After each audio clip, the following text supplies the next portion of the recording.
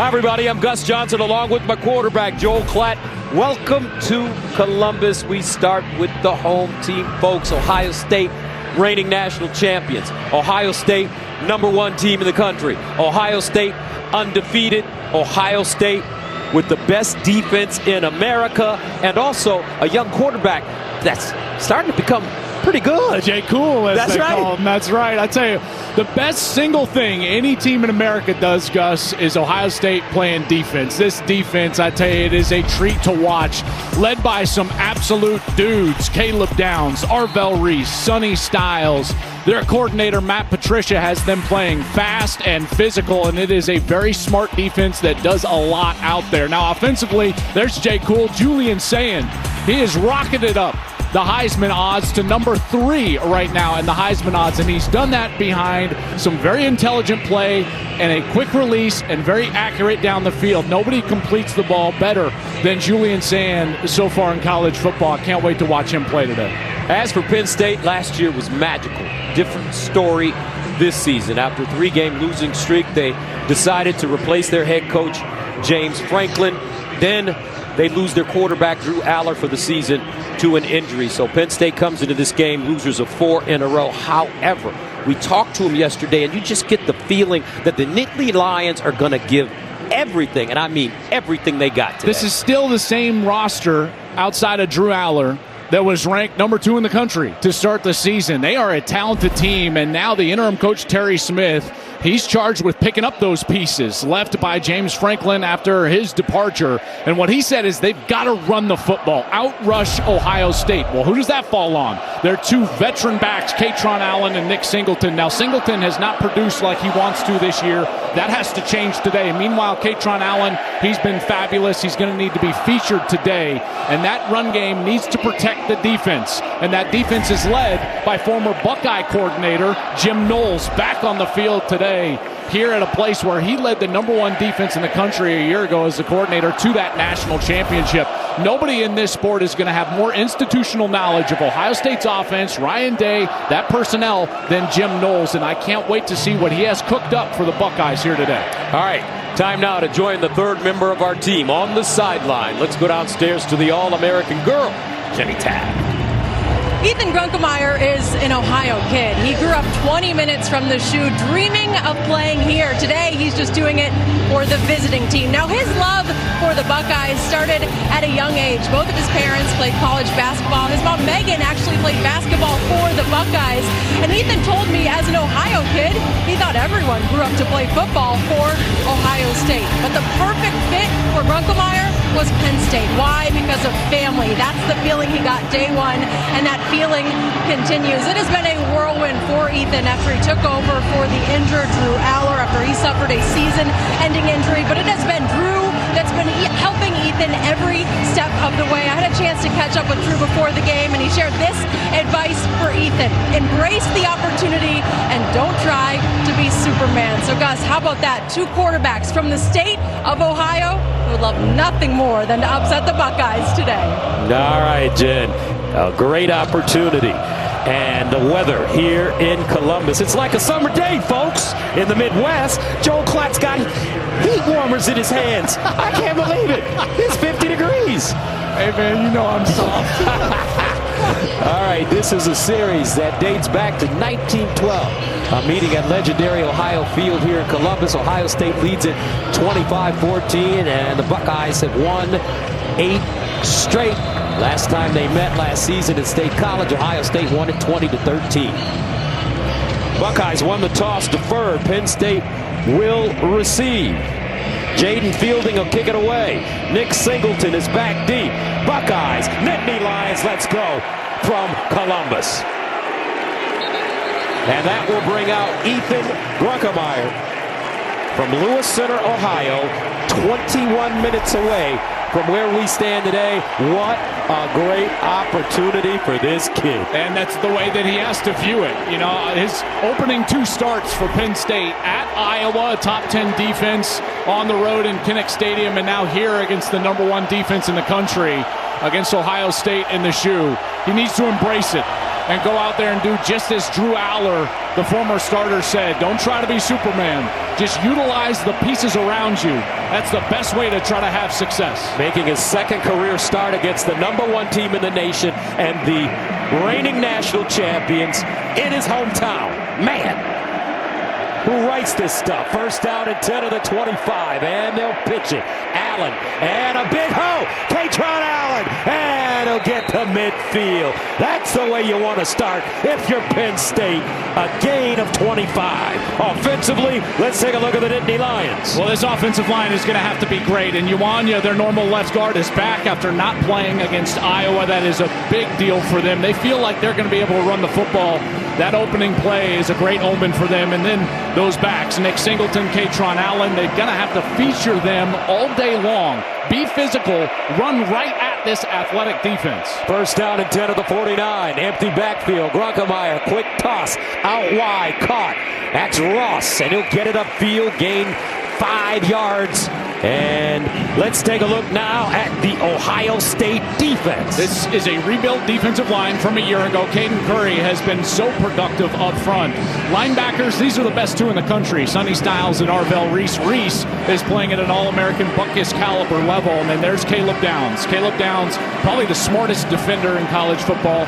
The Swiss Army knife of defense. He plays all over the place, and his ability to stop the run is going to play a huge piece in today's game. On second down and 4. And Penn State running it. Arvell Reese stops Katron Allen, tackles him for a loss of 2. Quality play there up front. Arvell Reese constantly around the football. And then in these situations, Gus, 3rd and obvious, 3rd and 6, an obvious passing situation, although past the 50, you wonder how aggressive interim head coach Terry Smith will be.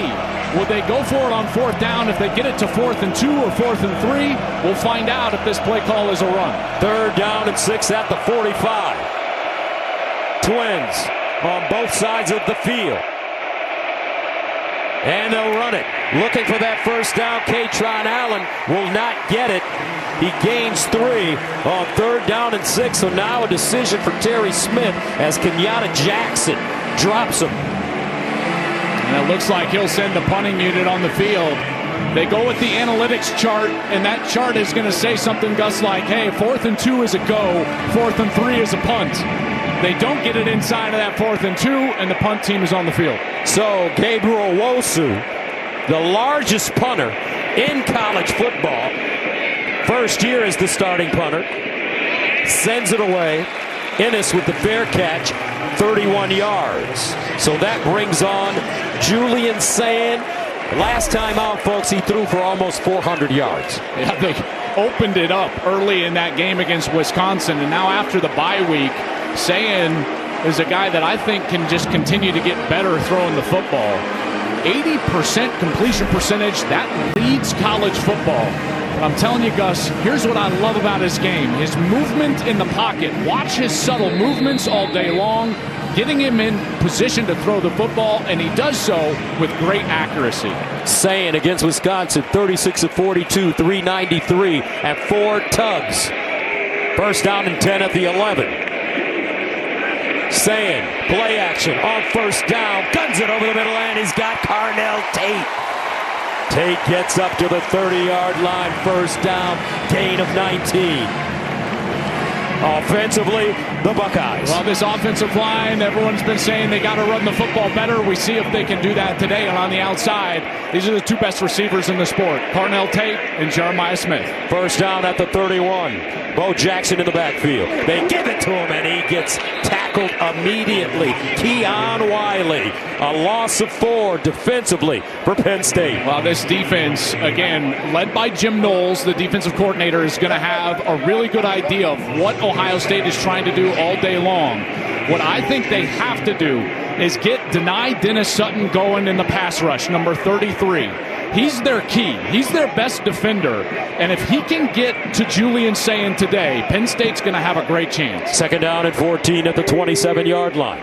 Opening series for the Buckeyes. Here's a handoff. Bo Jackson. And Bojack, nice cut.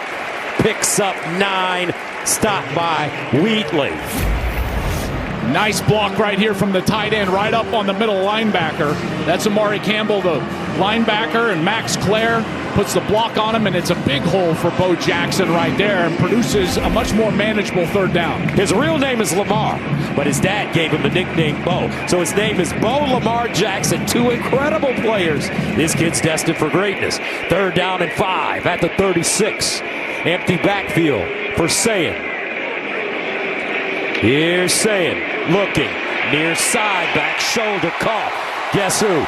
Jeremiah Smith, the best player in all of college football. A gain of 18. How about that ball placement as well? This is a great route. Watch this. He's just going to work right up the field right here. One-on-one coverage. You're not going to win many of those against number 4. And the ball placement was brilliant. Julian Sayin, again, accuracy. Look at him take Jeremiah Smith to the back shoulder, and they pick up the third down conversion. First down.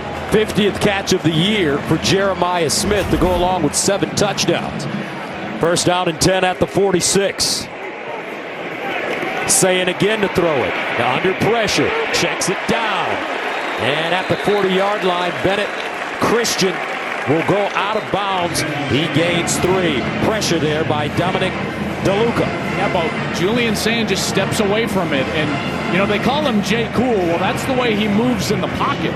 He just sidesteps away from Dom DeLuca and goes to his check down right away. Max Clare is a terrific tight end. Now, he gets lost in the shuffle because of those wide receivers, but as an outlet, he is always open for Julian Sayin when Sayin needs to manipulate the pocket. Second down and 7 at the 43. The original Jay Cool was Joe Cool, Joe Montana underneath.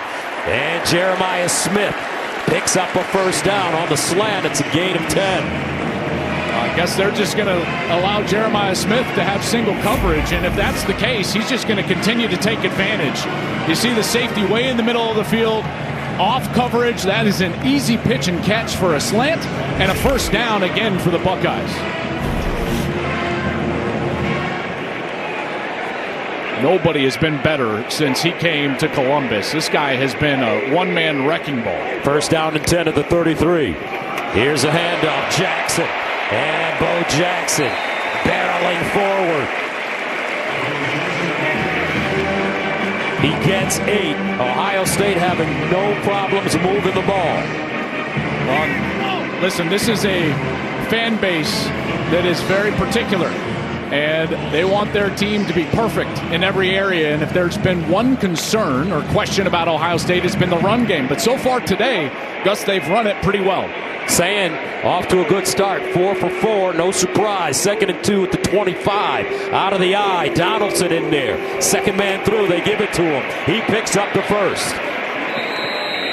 C.J. Donaldson, the West Virginia transfer from Florida, gains 4. And he's a bit of a bigger back. 6'2", 232 pounds, transferred in from West Virginia. He had run for a ton of yards at West Virginia. He played 27 games for the Mountaineers, ran for almost 1,700 yards. So an experienced player, and in those short yardage situations, he's done a nice job here this year for the Buckeyes. 9th play of the drive that started at the 11-yard line for Ohio State. 1st and 10 of the 21. They fake the pitch. Sayin drops it off. Near side, caught. Max Clare, the Purdue transfer, who's having a terrific season for Sayin. Safety valve, that's his 21st catch of the year, gain of 6. You know, when Max Clare came here, you know, he was such a good player at Purdue. And he comes in here, you know, you think about what he did at Purdue, 73 catches, 881 yards. And again, he's at best, Gus, the third option here. And so he can get lost with the defense, and that's where you see on those little slip routes and checkdowns, he's always open. 2nd down and 4 at the 15. James Peoples in the backfield now for Ohio State. And they give it to C.J. Donaldson. Not a lot. Well defended. Kimaju coming up and making the tackle. You know, and this is one thing that Ohio State has struggled with. There's been way too many missed blocks up front. They had 10 what I would call whiffs, Gus, just swing and miss up front against Wisconsin. And right there, a swing and a miss. And Ryan Day is stuck with a third down. Ryan Day, elite. Everybody in college football that has a head coaching opening, they're looking for the next Ryan Day. 3rd and 3 at the 14.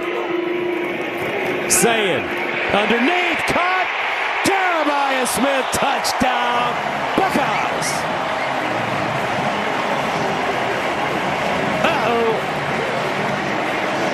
We saw him week 1. Joel, I think the offense has finally caught up. Sure has. How about throwing a little RPO? What does that mean? Well, if the safety comes down, Julian Sayin is just going to send this ball right out where that blitz vacated into the area that is wide open. You attack the space with the football. Just so happens you do it with Jeremiah Smith. He's again in a one-on-one. I'm surprised Penn State's been trying to go one-on-one with Smith. Extra point up and good. Ohio State, 11 plays, covering 89 yards. They ran it. They threw it. They ate up 6-10, Saying 6 for 6 on the drive. Bucks up 7-0. Big Noon Saturday is sponsored by AT&T Business. Connecting changes everything. And by Progressive. Progressive is helping veterans drive their lives forward with its Keys to Progress program. And time for today's game flow, sponsored by Progressive Insurance. We're at Ohio Stadium, which is listed on the National Register of Historic Places. Some other stadiums listed: Soldier Field, LA Memorial Coliseum, Lambeau Field, the Yale Bowl, and Bobby Dodd Stadium at Georgia Tech. Georgia Tech playing real well this year. Jeremiah Smith, he's playing pretty good too. You think He's pretty good? He's so good. Think so? Oh my goodness. I mean, look at that. 24 games played, 25 touchdowns. I mean, again, like if they're going to single cover him, it is going to be a field day for number 4. So, Penn State ready to come back on the field offensively. They got to face this tough Ohio State defense, the best defense in America. Play the Fox Super 6 College Football Challenge. Download the Fox Sports app right now and enter for a free shot to win your share of 5,000 big ones and cash prizes. See the Fox Sports app for details. 7-0, Ohio State. 6:15 to play here in the first quarter. Young Ethan Gruckemeyer, a freshman from Columbus, leading the Nittany Lions. First down and 10 at the 25. Gruckemeyer hands it off. Katron Allen runs into a pile and gains a yard. Let's take a look at our reliable performer, sponsored by AT&T Business. Reliability that you can count on, and Buckeyes fans have been able to count on Arvell Reese this year. 42 tackles, 5.5 sacks. This guy has been incredible. And Gus, you know, he was a revelation in that Texas game, flying around the field. He is playing at an elite level. When I talk with scouts before the game, they just marvel at his speed, his size, and also his ability to recognize what's going on the field. He is one of the best defenders in all of college football. 6'4", 243, runs a 4.5. Here's a handoff to Allen. Katron Allen bulldozes his way forward, and he gets 6. Well, I tell you, they desperately need to string a drive together here and keep this offense on the field. After Ohio State was able to go right down the field offensively. Well, this is part of the game plan for Terry Smith, the interim coach here at Penn State, is trying to keep his defense off the field. Well, in order to do that, you need to sustain drives and convert on third down. Third down and 3 at the 32-yard line. Allen remains in the game. Gruckemeyer off his back foot, under pressure, and he just has to get it away. But he had red jerseys chasing him, most notably Arvell Reese, Taiwan Malone as well. Well, here's Reese right here, and you're going to see this pressure. He looks like he's lined up in coverage, and then he's going to come on a rush around the edge, and he just outrushes Drew Shelton, the tackle. Just beats him with speed, doesn't run past the quarterback, and then chases him down.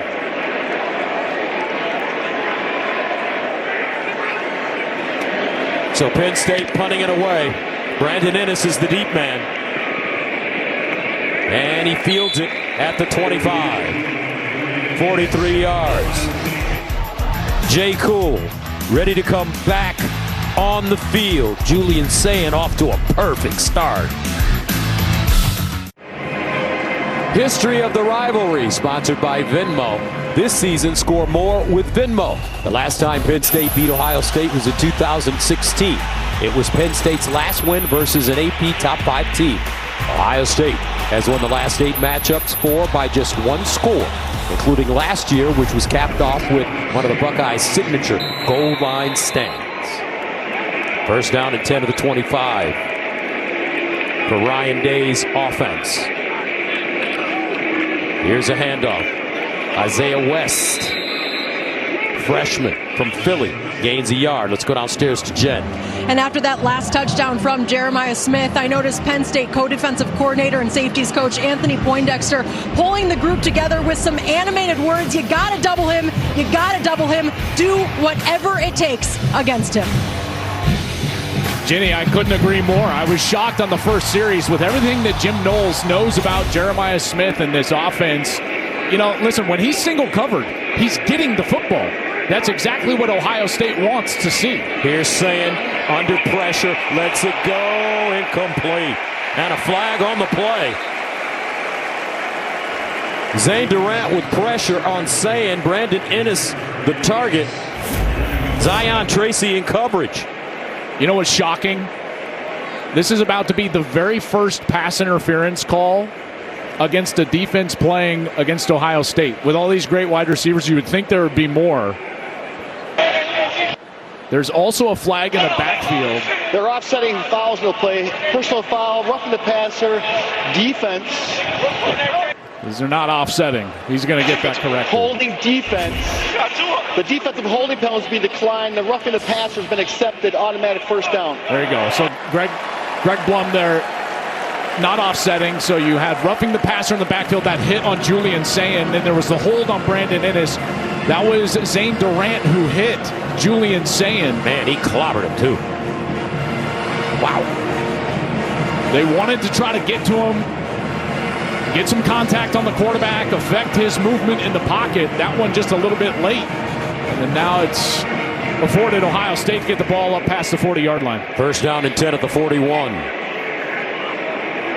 Isaiah West remains in the game at running back. Sayin over the middle and caught. Ennis. Brandon Ennis. Just a sensational talent, Ennis, but he's behind Jeremiah Smith and Carnell Tate. He'll gain 29. But I want you to see now the focus on Smith. Look at the safety, eyes all over Jeremiah Smith. What does that leave? The opposite seam wide open. And what does Tom Brady tell us in the commercial?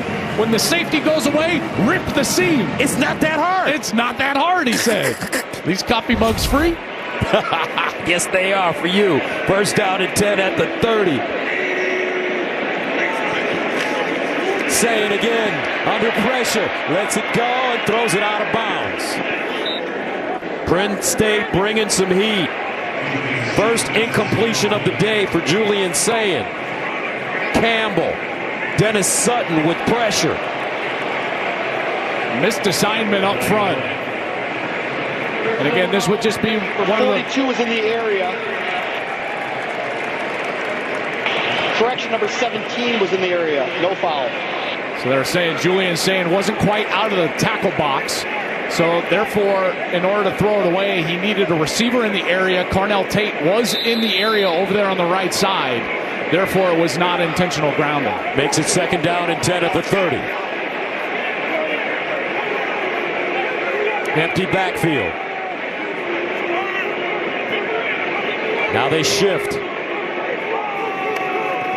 West running left with a hole and a first down.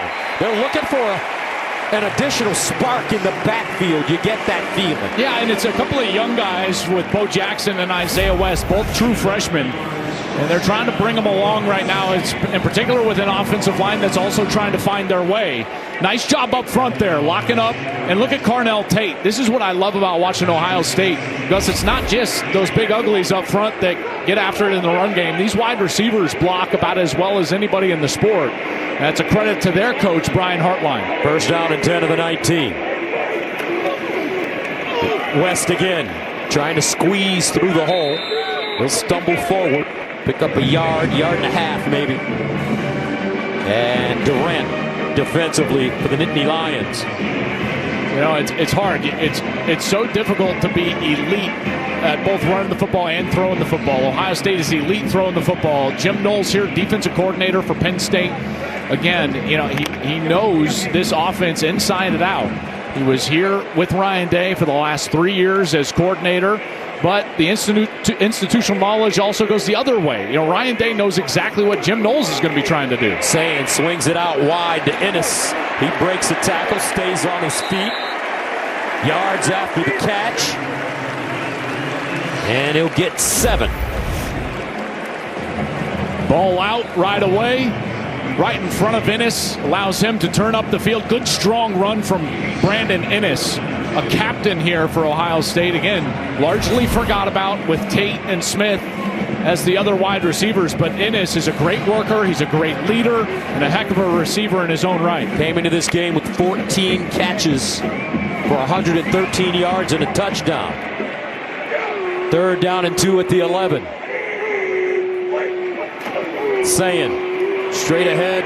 Donaldson. First down, Bucks.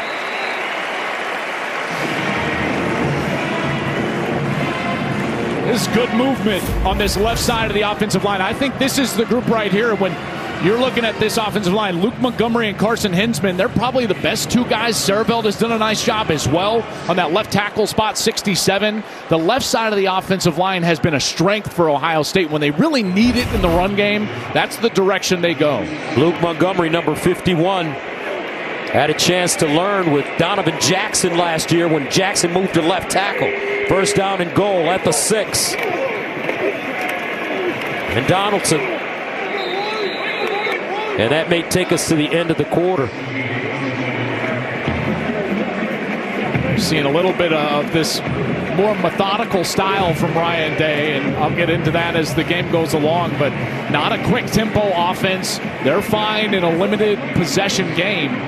They feel like it gives them an opportunity to keep their defense off the field. And you're seeing that style play out on this series. End of the first quarter with the score. Ohio State 7.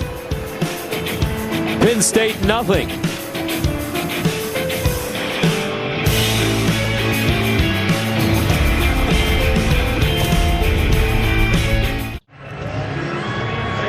Big Noon Saturday is sponsored by AT&T Business. Connecting changes everything.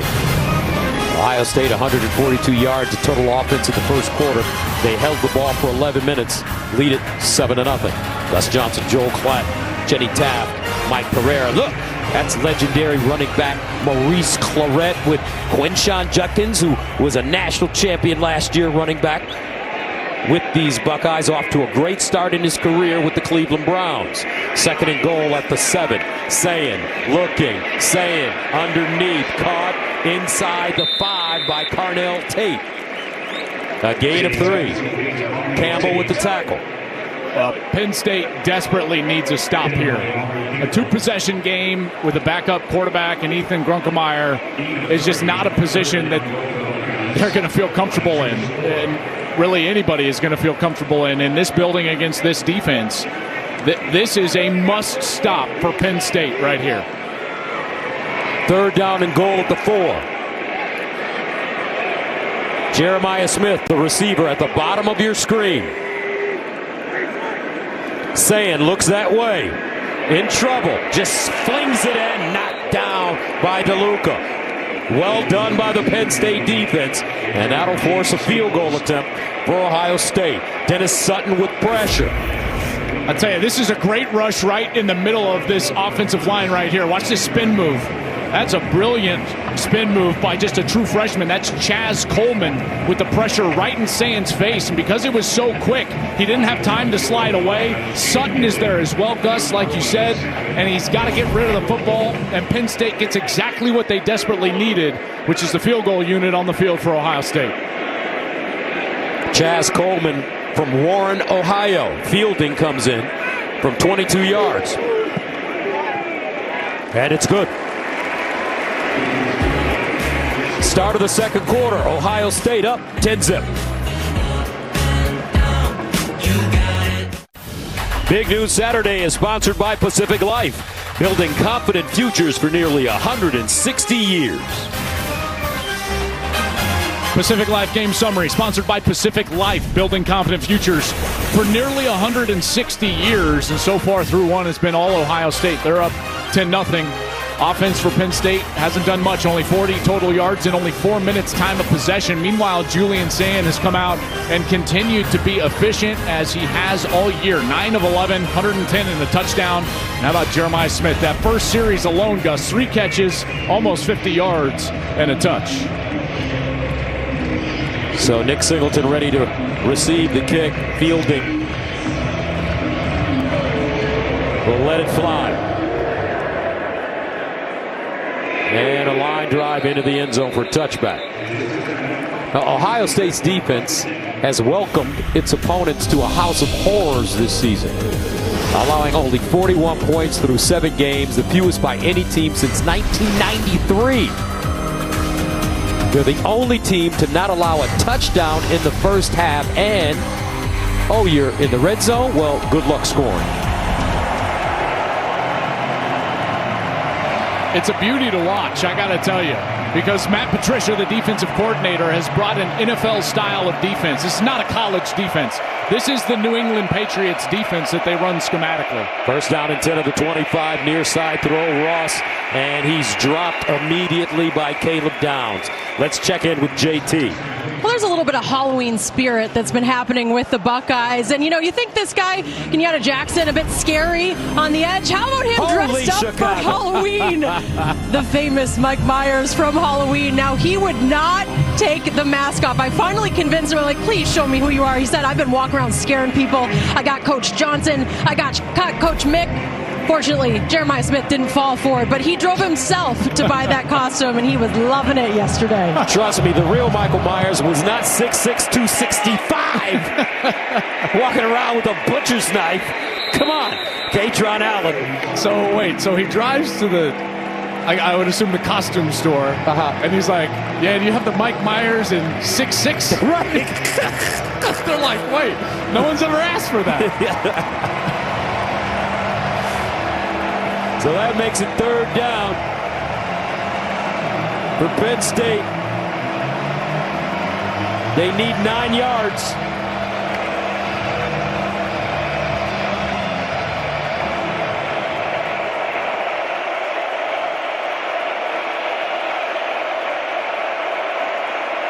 Listen to this crowd.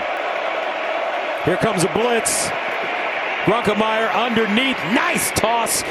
Devontae Ross ran a great route, and it's a first down for the Nittany Lions. Yeah, beautiful concept here on the right side for Penn State, trying to get Devontae Ross open. So what they do is they clear out in front of Ross and then allow him to come behind those vacated routes. Some contact there, but in the route structure, that's not going to be called, and it's a good ball from Ethan Grunkemeyer. That's a big first down. We have not seen Penn State throw the ball very efficiently this year. And these wide receivers were brought in, all 3 of them as transfers. Devontae Ross comes in from Troy, Trevor Pena from Syracuse, and they need more out of these guys. Grunkemeyer with time. That one thrown slightly behind Kyron Hudson, and he was open. And Hudson came in from USC, and you're right, he was open there. And Grunkemeyer just needs to calm down here and allow his feet to take him to the throw. He rushed that ball, and it's behind Hudson. Leads to a second down. What's going through his mind right now? Everything. I'm telling you, Gus, this is so difficult because just the recognition of what's going on defense is a lot to handle. Plus, he's trying to orchestrate this offense as just a second-time starter. Second down and 10, in trouble, drops it off. Singleton, nice catch in space, and that's where they want to get Nick Singleton. As he gets to midfield, Kenyatta Jackson with pressure. Grunkemeyer, nice job getting rid of that ball. Yeah, and I really love this call from offensive coordinator Andy Kotelnicki. Allow that aggressive rush to come up the field and then get Singleton the ball out in space. That's a gain of 16. Singleton now straight ahead. It's been so interesting. Nick Singleton is such a talented guy, and Gus, his production hasn't been there this year. And people wondering, well, what's wrong with Nick Singleton? You look at what he's done the course of his career, and this year his numbers are way down. Rushing yards per game, under 40 yards, only rushing it for 3.6 a clip. But part of that is that they need him to get the ball in specific spots on the field and get him more in space where he can utilize that athleticism like they did on that screen pass. Second down and 5 at the 44. Here's the pitch. Allen gets outside, cuts it in, and Katron Allen needed 5 yards. He gets a first down as he gains 7. This is the exact formation they used on the very first snap of the game. An extra offensive lineman in the game, and they're able to run that toss sweep around that left side. That's certainly a game plan that I would try to stick with if I was Andy Kotelnicki. You've got to keep this defense off balance. Run inside, get on the outside, try to get those screen passes, and then the short completions for Grunkemeyer. Penn State moving the football now at the 37. They're going to throw it. Clifford looking. Clifford. And he'll gun it in the direction of Hudson. Ohio State not fooled by the trickery. Well, Liam Clifford is a guy that is really their fourth wide receiver, but of course his brother was Sean Clifford. So he's got a little bit of a quarterback background. And they thought that they could use him a little bit as a passer today and as a quarterback. I won't be surprised if he lines up at quarterback. It's one thing, though, you see Penn State and Andy Kotelnicki, and they can find some success, but at times they'll go to a gimmick too quickly. And they're moving the football and then go to a gimmick, and it's second and long. Clifford in as the Wildcat quarterback on 2nd and 10. No gain on this play. This is exactly what I'm talking about. You watch film of Penn State, and they'll have a series going, but then all of a sudden they try something that's a bit more of a gimmick. They try with Clifford on the outside, and then now it's a 3rd and long. 3rd down and 10. Grunkemeyer looking. First down, Penn State. Clifford found a soft spot. And on 3rd and 10, he gains 14. I like the way Ethan Grunkemeyer is settled down and is playing ball. That's right, and there was very little pass rush. Ohio State only rushes 3. He's got time to survey the field. He gets all the way through those reads and then finally sees the completion. And there's Liam Clifford to move the chains. Grunkemeyer didn't have his best outing against Iowa. 15 of 28 for 93 yards. He threw 2 interceptions. 1st and 10 at the 24. Here's the handoff. Allen running around the right side. And he'll cut it up. Styles with the tackle. And it's a 2-yard gain. I know this sounds crazy, but Penn State probably has a better chance to score from here than they do from inside the 10 against this Ohio State defense. One of the areas that you can attack this Ohio State defense is in the seams, right down the middle of the field. Watch one of these tight ends to your left and see if they can try to get somebody in the middle of the field down the seam. 11th play of the drive, and they'll run it. Singleton gets around the corner. Nice cut. And he'll go inside the Ohio State 10. That's a gain of 13. Beautiful blocks on the outside. Missed tackle from Caleb Downs. And we've seen now Singleton get the ball in space a couple of times. And Gus, he looks like a different runner out in space so far. Certainly motivated. He knows that this is the film that these pro scouts are going to watch. And he knows he needs to turn it on here in the back half of the year. First down and goal at the 9. Ohio State's great. Drew Allen watching, coaching. He's been present every day since his injury. Working with Ethan Grunkemeyer. And a timeout called by the Buckeyes. Ohio State defense flinching a bit. In last year's thriller versus Penn State, the Buckeyes had not one but two goal line stands. Drew Aller threw an interception at the end of the second quarter on the 1st and goal. And then in the fourth quarter, the Buckeyes stopped the Nittany Lions on 4 consecutive plays from inside the 3 to win the game. Let's see today. Got a different feeling with this Penn State squad right now. They're moving the ball. Their young quarterback, a freshman, Ethan Grunkemeyer from Columbus, has found his rhythm. First down and goal at the 9. The mathematician watches his defense. Allen in the backfield. They give it to him, and he's dragged down from behind. Will Smith, and it's a 1-yard gain. You know, what's worked so far on this series for Penn State is getting on the perimeter. We saw it with the screen to Singleton.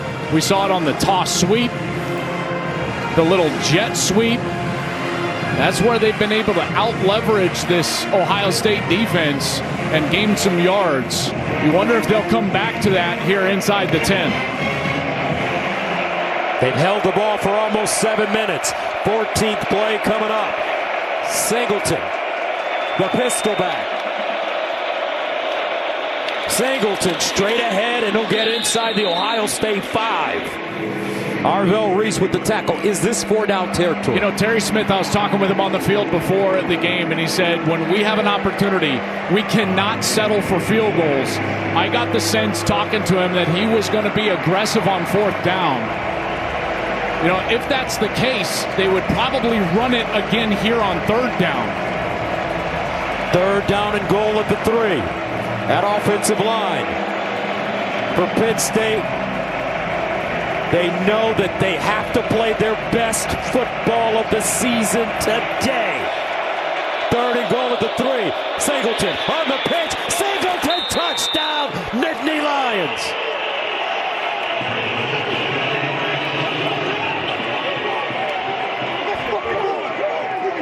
Gus, they've come back to that play now 3 times. The very first snap of the game, they ran this toss sweep. Now they've got extra offensive linemen in again. Watch these guys get out on the outside.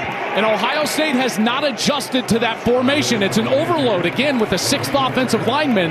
And just like I said, when they go back to the toss sweep, they do it. And Singleton is into the end zone. The first touchdown Ohio State has given up in the first half all season long.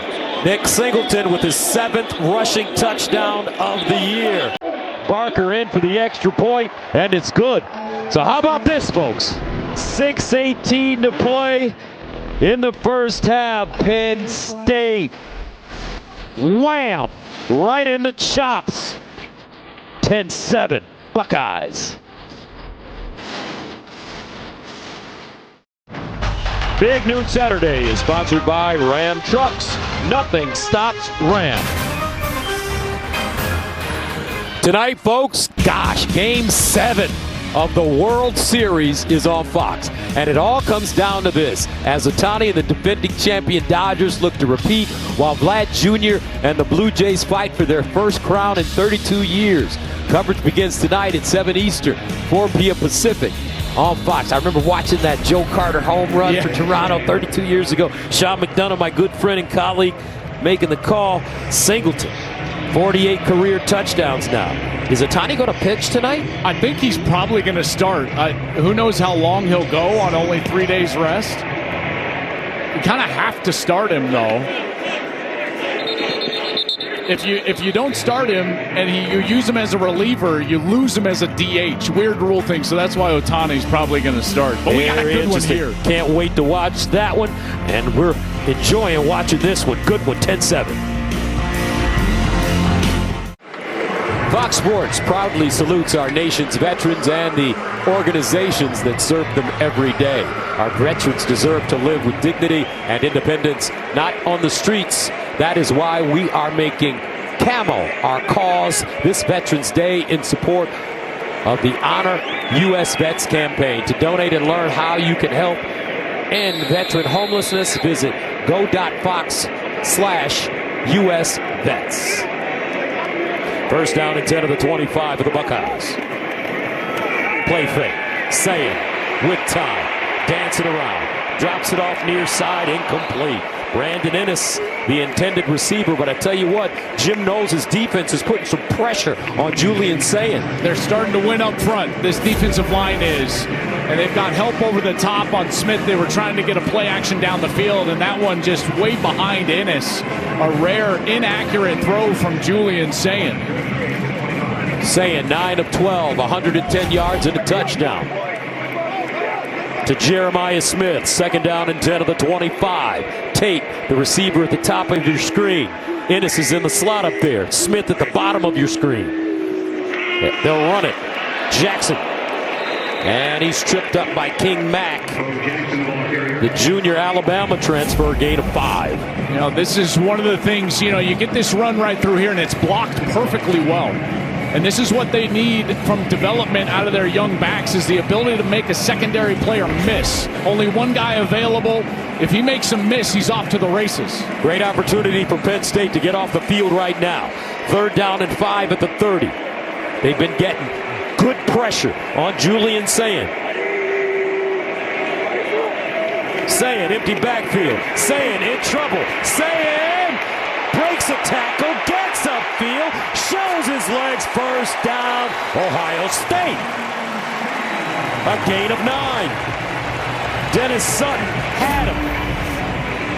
Sutton's going to come from this right side, and he just wins. I mean, great rush, but Sayin, just a subtle move, steps away from 2 Nittany Lions, tucks the ball away, and runs for a first. 1st down. Underneath, it's caught. This time, Jeremiah Smith, and he'll pick up another 1st down. Now, that has been the story for Penn State this year, is that they're in position to make a big play defensively, and they just can't get a stop. It happened time and time again against Oregon on 4th downs, again against UCLA with Nico Iamaleava scrambling around. It's one of the things that has really hurt this defense, is the opposing quarterback scrambling for 1st downs, and that's exactly what happened with Sayin on that last third. 1st down and 10 to the 48-yard line.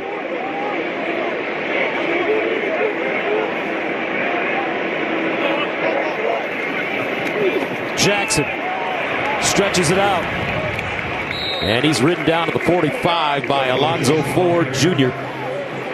They give him 3. This part of the field, and Jim Knowles knows this, the defensive coordinator. Everybody knows this. Every coordinator says, hey, when this Ohio State team gets between the 40-yard lines, they love to take shots. And that's when they try to dial it up, get their wide receivers loose. Jim Knowles certainly is going to be aware of that. And right here, he's got safeties back.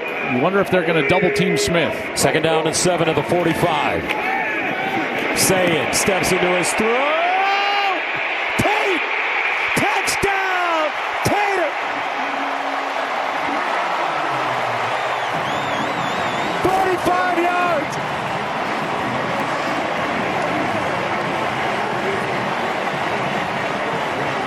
What a season for this kid! What a route.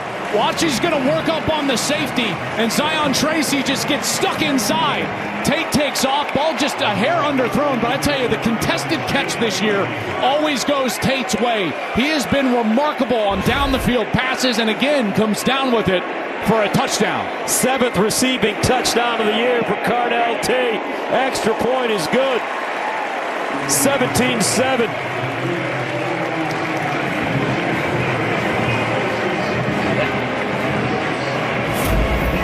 Gus, all this was started back on that 3rd down. Penn State had Julian Sayin dead to rights.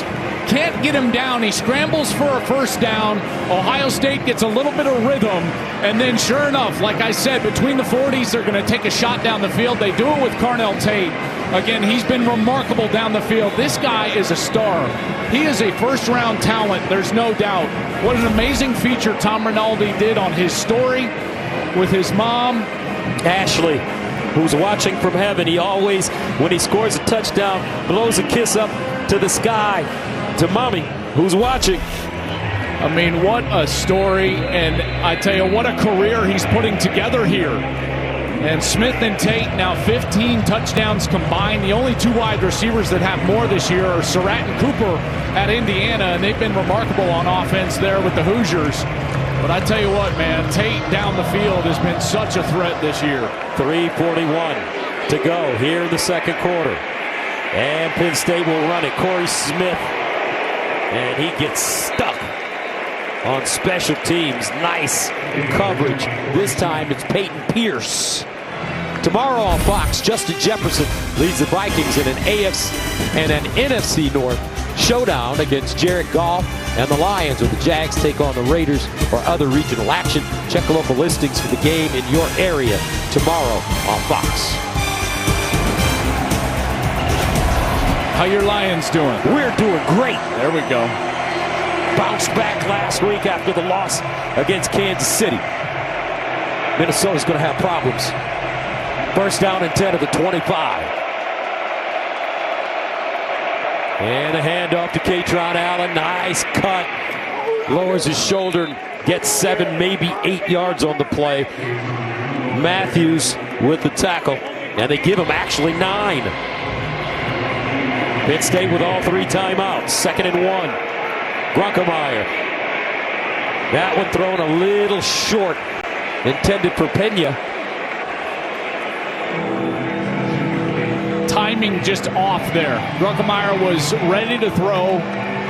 He did not have Pena out of his break yet. It's one of the things that pops up on film watching Penn State is the quarterback and wide receivers are disconnected in their timing. There's a nice concept. The route is there. They need to shore up that timing. 3rd down and 1 at the 34. Allen looking for that first down, and he'll get it. Boy, I love the way that they've come out and run the football with Kaytron Allen, Nick Singleton. You know, Andy Kotelnicki, the offensive coordinator, he told us that they've got to challenge this defense physically. And they've been able to do that so far. That last possession that they had, 15 plays, 75 yards, almost 8 minutes time of possession. And they did it running inside and outside. They're going to try that again here on this series. They're going to get to those toss sweeps, try to get the ball on the edge, in particular if they're trying to get the ball to Singleton. First down and 10 at the 37. Allen. And he'll get back to the line of scrimmage. No gain on the play. Caden McDonald, man in the middle. 6'3", 326 with the stop. Approaching the 2-minute timeout. Grunkemeyer. On the move. Incomplete. Looking for Dinkins as tight end. That makes it 3rd down and 10.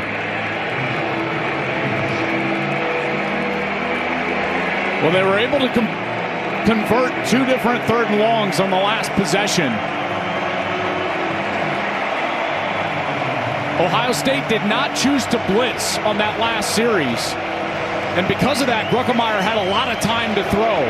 You wonder if Matt Patricia here is going to dial it up and try to speed up the quarterback with a heavier rush. Watch number 8 at the bottom of your screen for Ohio State. That's Reese.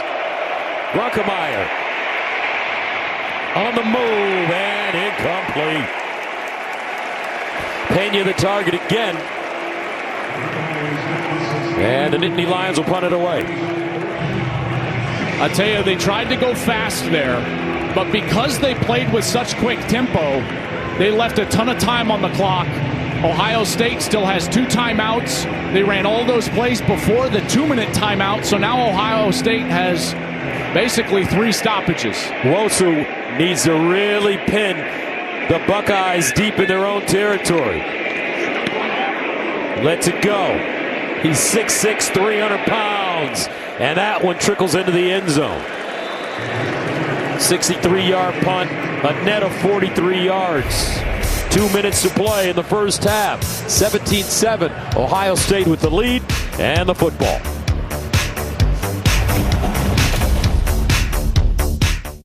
Big Noon Saturday is sponsored by Geico. Switch and save. Get more with Geico. Back in Columbus, the Buckeyes have won 8 straight in the series. They're up 10 on Penn State.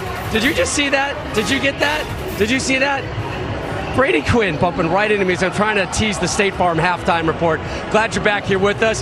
Highlights between Vanderbilt and Texas Advantage Arch Manning is number 10 Miami. Somebody's behind me. Yeah, number 10 Miami. They're on upset alert. Get it, Mark. And nobody's giving Houston enough love, but right now they're having some issues with West Virginia. Who's behind me? This guy. This guy. Go get low. Get low, Mark Ingram. Get low. Lower. All right, Stoner. First down and 10 at the 20-yard line for the Buckeyes. And it's Donaldson. Great energy, great enthusiasm on our team. And look at this. Picked up. Do the Nittany Lions have it? Yes, they do. Coleman. The kid from Ohio.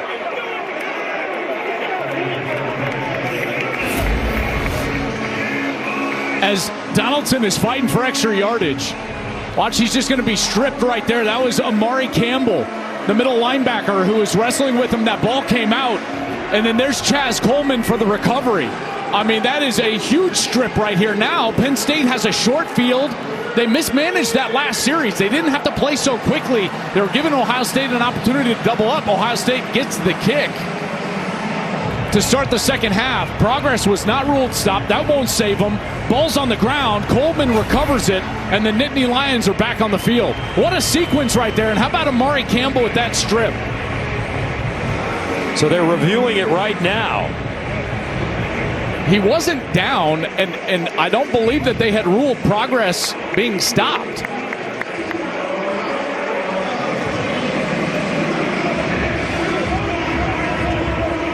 Bring in Mike Pereira. Mikey, rule books.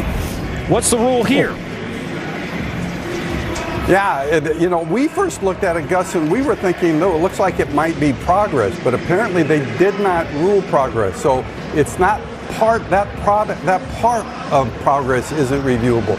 You could say if the ball came out immediately when he was first hit, then it could be, but I don't know what they could be looking at here unless they're concerned about the line to gain, which I don't think they are. No, and he clearly wasn't down. No body part down. And that ball was coming out earlier than I think we even anticipated. After review, the ruling of a fumble recovered by the defense is upheld. First down. So it's Penn State football. That is a huge sequence. I mean, a massive sequence here. And now Penn State has to take advantage. First turnover of the game. They've got to get back to the perimeter. Gus, that's where they've had all their success after Chaz Coleman recovers that fumble.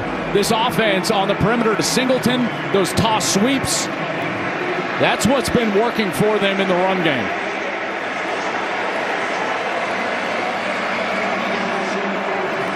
A frustrated Ryan Day. First down and 10 at the 13-yard line for the Nittany Lions with 3 timeouts left.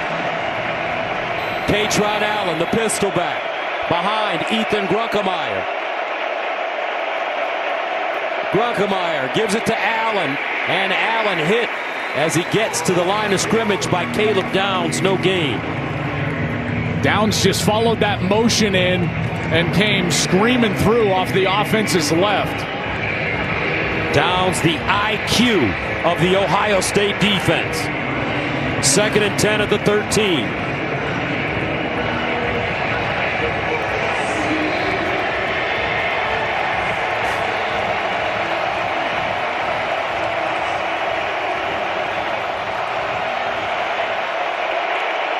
Grunkemeyer to Allen, and he'll get inside the 10. Sonny Styles with the tackle. Gain of 4. Big 3rd down and 6 coming up now.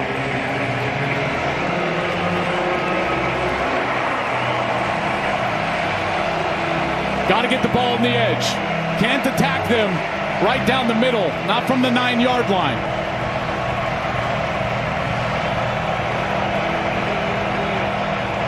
Trips at the bottom of your screen. 3rd and 6 at the 9.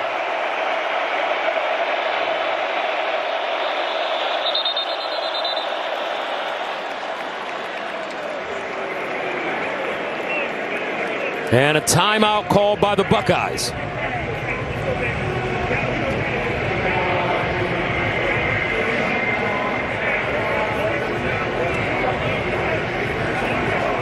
Well, what a wild turn of events here, right here at the end of the half. Penn State. And if you're a Penn State fan, you know what you say? Finally, we get a break. Yeah, that's exactly right. It feels like every bounce this year has gone the opposite direction for Penn State. Now they get one to go their direction, but they've got to convert here. You know, settling for a field goal is going to feel like a win for this Ohio State defense. Most creative play call right here. You got to get somebody open. A pick play out on the outside. And Gruckemeyer has got to slow down in the pocket. He's been rushed. If he slows down and takes his time, he can be more accurate. 3rd down and 6 at the 9. Gruckemeyer sprints out. Shovel pass! Katron Allen down at the 1-yard line. Great call by Andy Kotelnicki.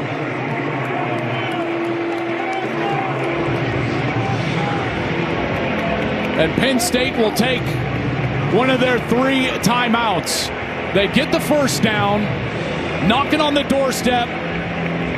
You called it, partner. Beautiful play call. You're going to get Katron Allen right here, and he's just going to slip in here for the shovel pass as Gruckemeyer is going to extend the defense. Great block in there by T.J. Shanahan, the right guard, who comes around. He secures the linebacker, Arvell Reese. Nice job in the middle by Drew Shelton as well. Ryan Day had an advantage, had the ball at the 2-minute timeout, and it's slipping away here in the first half. Penn State with a great chance to get within 3 going in at halftime. Terry Smith, their interim head coach, said, we don't have anything to lose. We are going to give them everything we've got. We know we're better than what our record indicates right now. He settled the team after the dismissal of Coach Franklin, who they all love. Still, 1st and goal at the 1. Allen, touchdown, Nittany Lions.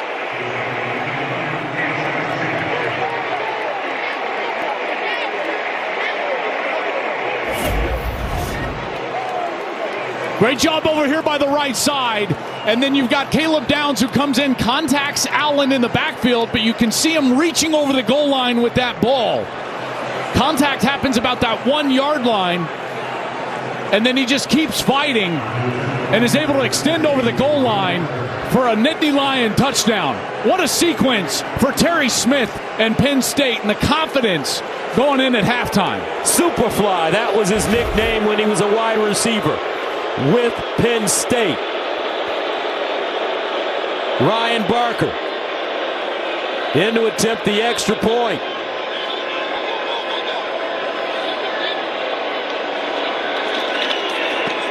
And it's good. So how about this, folks? 20 seconds to play in the first half. A 3-point game. Penn State losers of 4 in a row. Playing their hearts out.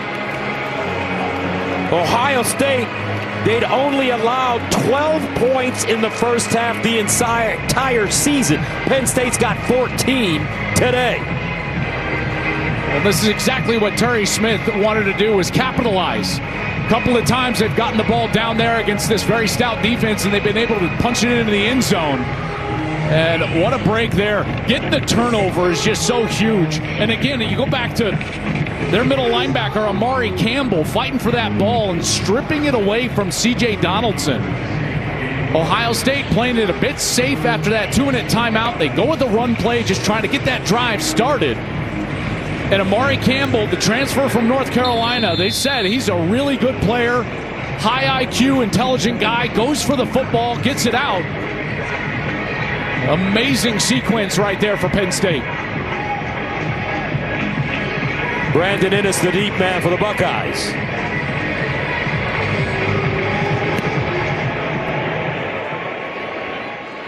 And he lets this one bounce into the end zone.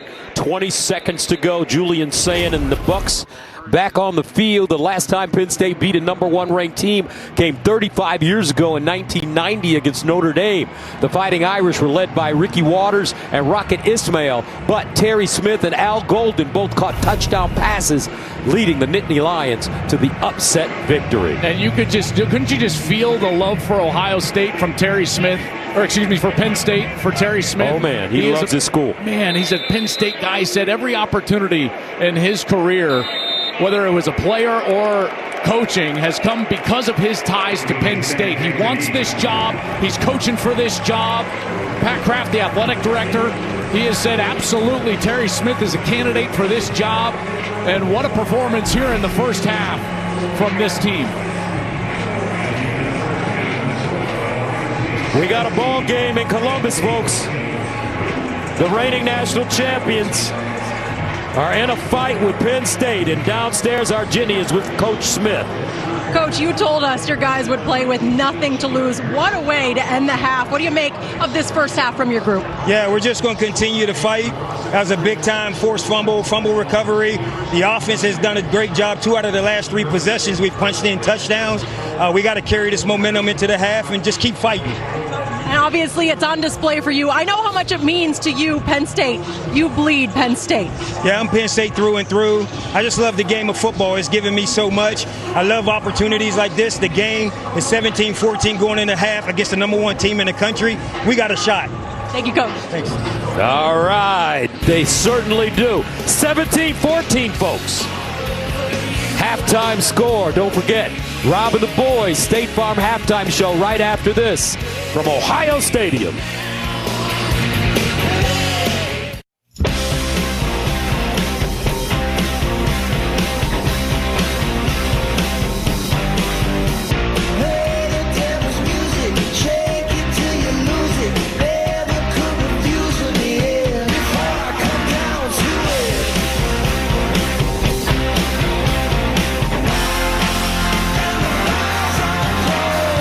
Big Noon Saturday is sponsored by AT&T Business. Connecting changes everything. Welcome back to the Shoe. We've got a good game going for you now, folks. 17-14, Ohio State leading Penn State as we head into the second half. Gus Johnson along with my quarterback, Joel Klatt. Welcome back to Columbus. Tell you what, Terry Smith told us in our meetings with Penn State yesterday that they were going to give everything they had. And I tell you, the Nittany Lions are not playing with the eye of the tiger. They're playing with the heart of the lion. That's a great way to put it. They played a sensational first half and took advantage of those series down inside the 10-yard line to punch it into the end zone. It didn't start off great for Penn State. That first series for Ohio State, they go right down the field. Single coverage on Jeremiah Smith. He punches it into the end zone. It was more passing game for the Buckeyes as Sam found Carnell Tate into the end zone. But then the huge play before the half as you get the strip of C.J. Donaldson, and then Penn State's got the short field, and they were able to capitalize. And there's that heart of a lion from Katron Allen. Love what Mark was talking about there at halftime with the guys and talking about that run game with these two backs, Singleton and Allen, and trying to get them going because you can see the total yards, they're not there for Penn State, but that's all right. You just got to stay patient and stay close to this Ohio State team. Force them into a position that they have not been in this year, which is some second half adversity. That's exactly what they've been able to do, and now it's incumbent on this defense, led by Jim Knowles, the coordinator, Gus, to go out there and try to get a stop early in this third quarter, give that ball back to an offense that really found a rhythm in the second quarter. So here we go, start of the second half as Ohio State comes on the field on offense. Let's go downstairs to Jen. Well, I just caught up with Coach Day as he came back out here. And, Gus, I got to say, he was ready to get back out here. He was pretty short and sweet. I did ask how he addressed the turnover before the half. And he said, look, you turn the ball over like that, of course they're going to capitalize. We're disappointed. We have to be better. Now, with that offense, just 53 yards rushing, I said, how do you get them going? He said, we had 3 drives. We scored 17 points. But to win this game, we're going to need more. And we haven't had the balance I'd like to see on offense and defense. He'd like to see this group start hard in the second half. All right, Jen, first down and 10 of the 25 for the Buckeyes. Play fake, Sand rolls out of the pocket. Sideline throw, first down. Will Kaczmarek with the catch this time. Second string tight end, gains 14. Yeah, and there's that controlled passing game we saw in the first possession.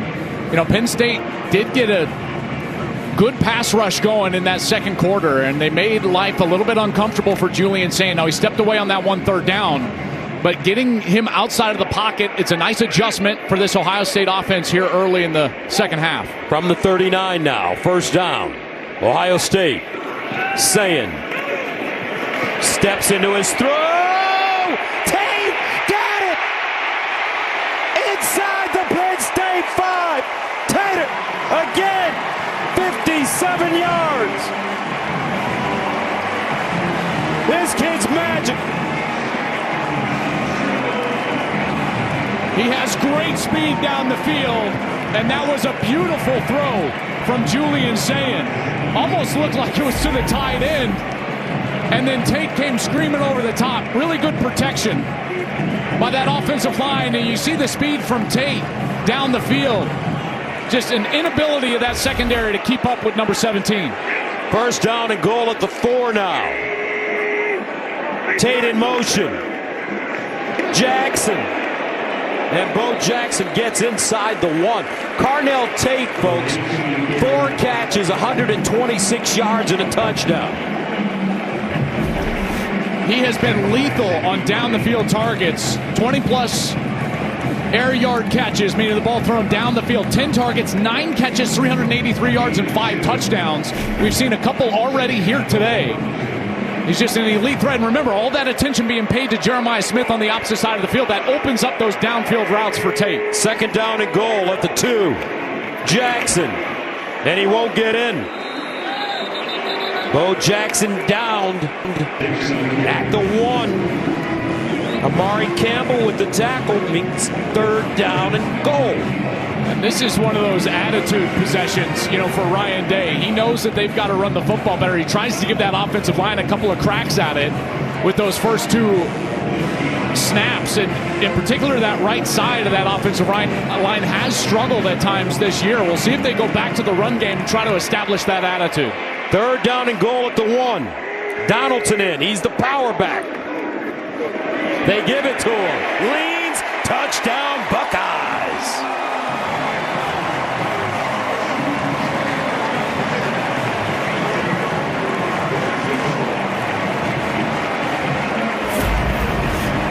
Really good block by Saraville, the left tackle over here. He opens it up. Luke Montgomery, 51, gets pushed back into the backfield, the left guard right there. But Donaldson's able to just elude that bit of pressure and find that block of Saraville, number 67. He gets behind him and finds the end zone and atones for that fumble before the end of the half. So Jaden Fielding comes in for the extra point.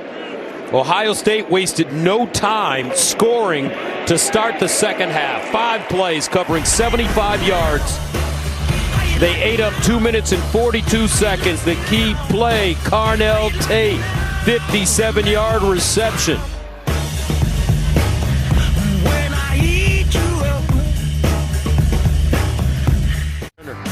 Back up and Adam had terrible accident that he survived, and he's coming through great. Ohio State up 24-14 here in the third quarter. I love Andy. That's our guy. Buddy the Elf, what's your favorite color? Would it be green? Buckeyes send it away. Corey Smith, the deep man. And he has to pick this one up off the bounce. Crosses the 10 and gets drilled. So that brings us to our Aflac trivia question. Get help with expenses health insurance doesn't cover with Aflac. Who was the last Big Ten team not named Michigan to win in Ohio Stadium? Oh, man. Whoa. That's tough. Who would that be? Well, Oregon beat them, but not when they were a Big Ten team. We did that game. Remember? And C.J. Yeah, I remember doing that game. That wouldn't qualify. Would it go all the way back to Michigan State? Remember the Connor Cook team that came in here and beat Ohio State? I think, was that Urban coaching that team? First down and 10 at the 13. Grunkemeyer, far side, caught by Dinkins and out of bounds. Was that the game Ezekiel Elliott didn't get the ball? Let's see. Who was the last Big Ten team not named Michigan to win in Ohio Stadium? Michigan State, 2015. It was that game. When Zeke didn't get the ball because Urban didn't give him the ball. Oh my God. And then he left and went to the pros. By the way, I saw Urban ringing that bell at the beginning. Yeah. We need to get him in the weight room. He looks like he was struggling. Shelley needed the help. Why are you all over Urban? I love that guy. That's my man. 2nd down and 1 at the 22.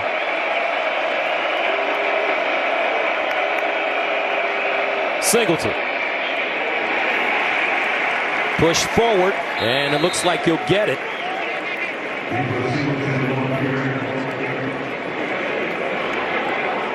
And he gets the first down. Well, this Penn State offense, I thought Mark Ingram made a great point. It was the versatility in the run game that was allowing Penn State to have success, inside and outside. They also did a nice job of sprinkling in some plays and concepts where they had extra offensive linemen on the field in the first half. That was effective for them. Their most effective offense was getting the ball on the perimeter to those backs, Singleton and Allen on the toss sweeps. We'll see if they try to go back to that, but here it'll be empty backfield. 1st down and 10.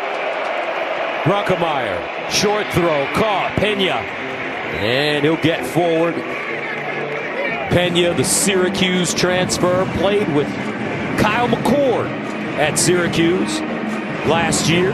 Man, they were so good throwing the football. McCord, obviously leaving Ohio State, went to Syracuse, became the nation's leading passer. Penn State had to address the wide receiver position. That was such a huge point of focus in the offseason. They did so through the transfers. Look at this little shift here. Offensive line all on the right side. 2nd down and 4. Pena again looking for the first down, and he has it. Some interesting formations for this Nittany Lions team under Coach Kotelnicki. Yeah, and Andy Kotelnicki, he told us that he just wants to make this defense think. And he said specifically, we have to win between the snaps and get them thinking rather than get their cleats in the ground and let them play fast. That's what they're best at. They're athletic. They can run. And he wants them thinking about all these shifts and motions and different personnel groups as often as he can. 1st down and 10 at the 33. Clifford in at quarterback. They hand it off. Not a lot. Maybe 3 yards on the play with Singleton. 2nd and 7. From the 36. Grunkemeyer. Wide throw. Caught. And it's Clifford who gets drilled by Sonny Styles out of bounds. He'll gain a yard. Everything going side to side now. Look how fast Styles is. He's right there as Liam Clifford catches that ball. And now it's a 3rd down opportunity for this defense to try to get off the field, try to affect the passer. That's Maurice Claret urging this crowd to get back in the ball game. 3rd down and 6 at the 37.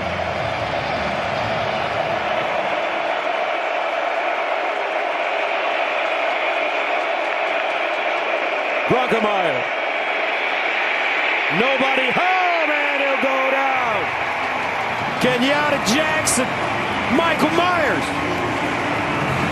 with the sack, a loss of 8. Nowhere to go with the football. Grunkemeyer has time initially, but you can see the coverage. Trying to find the tight end, nobody there. On the far side of the field, coverage doing a great job passing it off. Wide receivers not working open. Grunkemeier's trying to get out of the pocket, and there's Michael Myers for the sack. First sack of the game by either team. Ennis lets that one go out of bounds at the 15-yard line. The Ohio State defense steps it up, turns Penn State away. Coming up, we'll be back on offense after this. Big Noon Saturday is sponsored by Boya. Well planned, well invested, well protected. Are you fan enough? Sponsored by Dr. Pepper. It's a Pepper thing. What a day here at Ohio State. This crowd has been electric. Their energy, infectious. They love their Buckeyes here. Attendance 105,517, third largest stadium in the U.S. behind Michigan Stadium and Beaver Stadium at Penn State. Best damn band in the land performing. First down and 10 of the 16 for the Buckeyes. Bo Jackson in the backfield. Saying drops it out. Jeremiah Smith turns it up. Bo make that Brandon Ennis. Turns it up. And he will gain 6. You know, what's apparent is, like, you know, everyone wants Ohio State to improve running the football. But here's the thing. They have an out pitch, right? We're watching the World Series every night. We talk about, John Smoltz talks about out pitches. What are you going to go to? What's your best stuff? Their best stuff is throwing the football. I think they're an elite throwing team, maybe the best passing team in the country. So when they've needed it here in the second half, what have they done? They've opened it up. Julian Sand throwing the football on the outside. Second down and 4 at the 22. Tate with 2 huge receptions today. Over 100 yards receiving. Now Sand going deep for Smith. Got it! Jeremiah down at the 20. 58 yards. Julian Sand sharing the sugar. You know what this guy is, Gus? What? He's a regardless receiver. Regardless of the double coverage, give him a chance, throw him the football. Penn State's got 2 guys on him. They're trying to cover him with a third. You still throw him the football because he's that good. That was a beautiful throw from Sand. But there are times every game where it doesn't matter what the coverage is. You've got to take a shot to Jeremiah Smith. First down and 10 of the 21-yard line. Saying again, this time it's Tate. Ooh, beautiful. Open field tackle by Davion Collins, Jr., Mississippi State transfer. Yeah, and he had some room there. If Collins doesn't get Tate down, he's got the corner, and he's certainly going to get the first down, maybe more. Watch him come flying in here from the secondary, and the edge is clear, and he just goes right after the legs. That is a beautiful open field tackle. Second down and 11 at the 22. Saying started 7 for 7, then went 2 for 5, but 7 for 7 since. Saying, here's Ennis, and Ennis breaks a tackle, but he will not get back to the line of scrimmage. Jimachu with the stop, a loss of 1. Good pursuit on each of these last 2 snaps from Penn State, and then open field tackling, and it produces a third long. And now Ohio State certainly in a passing situation. This is where Julian Sand and his ability to manipulate the pocket becomes so huge. We've seen Penn State create some pressure in these situations. They're going to need to again. Third down and 12 at the 23. Julian Sand over the middle, incomplete, and a flag. Max Clare was the target. A.J. Harris in coverage.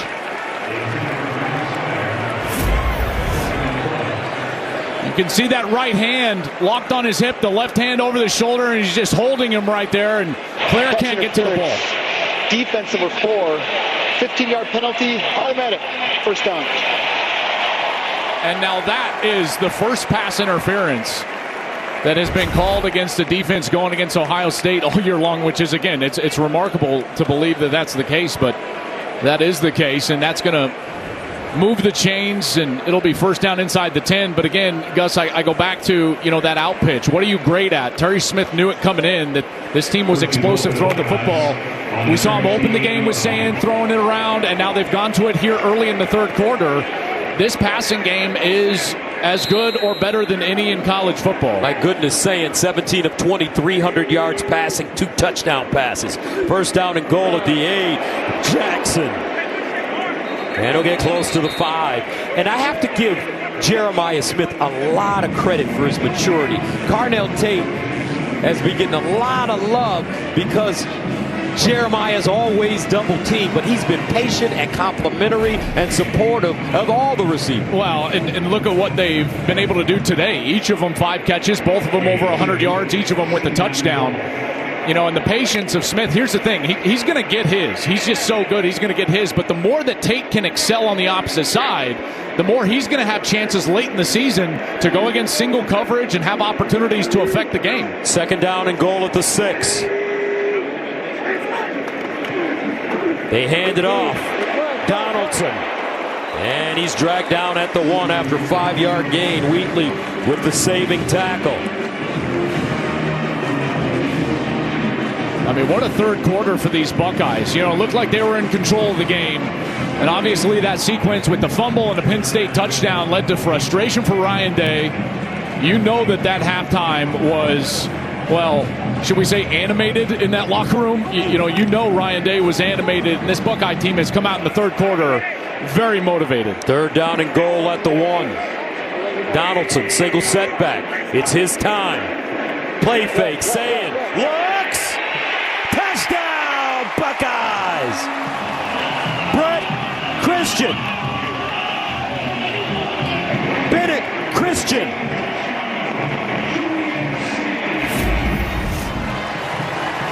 What a great design. You've got Christian going down, and then he's going to sneak out of the backfield. Good play fake right there from Sayin. And then he just lofts it to the corner, and there's Bennett Christian for the touchdown. What a day for Julian Sayin. 18 of 21, 301 yards passing, 3 touchdowns, no interceptions, a long of 57.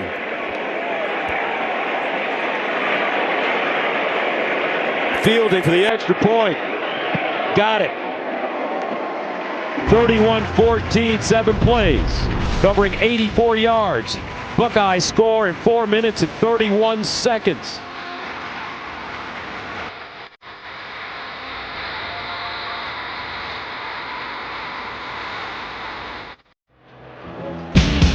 Tonight, Game 7 of the World Series is on Fox. And it all comes down to this as Ohtani and the defending champion Dodgers look to repeat while Vlad Jr. and the Blue Jays fight for their first crown in 32 years. Coverage begins tonight at 7 Eastern, 4 p.m. Pacific on Fox. And look at this pitching matchup. Ohtani on the mound, 3 days rest against the oldest starting pitcher in a Game 7 in World Series history, and Max Scherzer. He's 41 years old. Man, can't wait to see that one. And this one will be brought out of the end zone by Quentin Martin Jr. Ill-advised. And he'll be tackled as he crosses the 15. 31-14, our score. Penn State with the football from Columbus, Ohio, right after this. All right, congratulations to Ohio State for breaking the Guinness World Record for the most people wearing conical birthday hats, party hats, in celebration of Brutus's birthday. The event was sponsored by the Nina and Ryan Day Resilience Fund and many of Ohio State's departments and alumni. Congrats, Buckeyes, showing the world what it means to be a resilient champion on and off the field. Our crew, we have some. And I got mine, Joel. That's right. I got mine. That's right. Brutus is 60. Here's Grunkemeyer.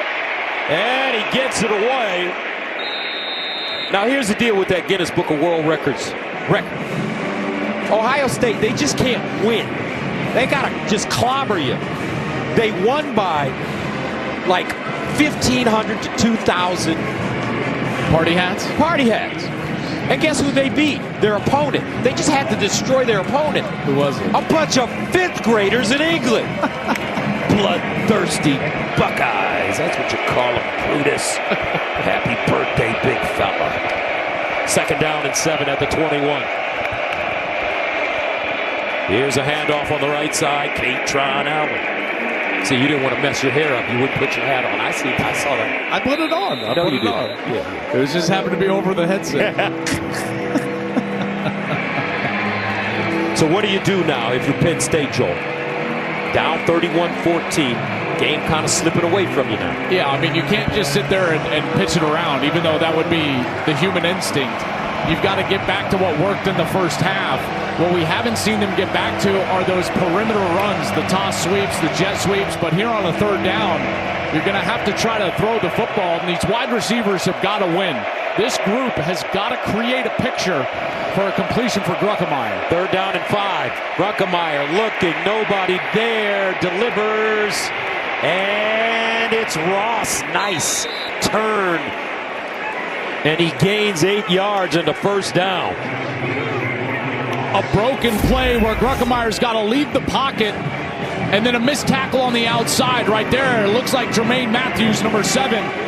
He misses Devontae Ross, who's able to scamper for the first. So 1st down at the 31. Katron Allen. He'll gain no yards on this play. Couldn't get back to the line of scrimmage. Kenyatta Jackson's been terrific today. He's been great. That Michael Myers costume that he wore yesterday in the facility has turned him into an absolute killer on the field today. And I tell you, what's interesting to me, though, is Penn State has had very little to no success here in the second half on 1st down. They're not built to play from behind the chains, and we haven't seen the creative perimeter runs on 1st down. It's been largely up the middle, and Ohio State has been ready for that. 2nd down and 10 at the 31. Gruckemeyer underneath, that ball deflected at the line of scrimmage. Incomplete. And I believe it was Jackson again. Yeah, it sure was. Right at the line of scrimmage, got that right hand up. There's Kenyatta Jackson. And he's fighting for leverage, and then he just reaches up, bats that ball right down.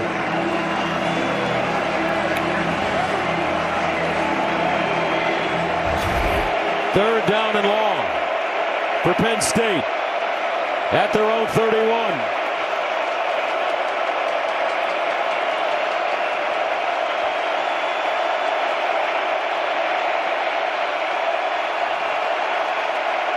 Gruckemeyer.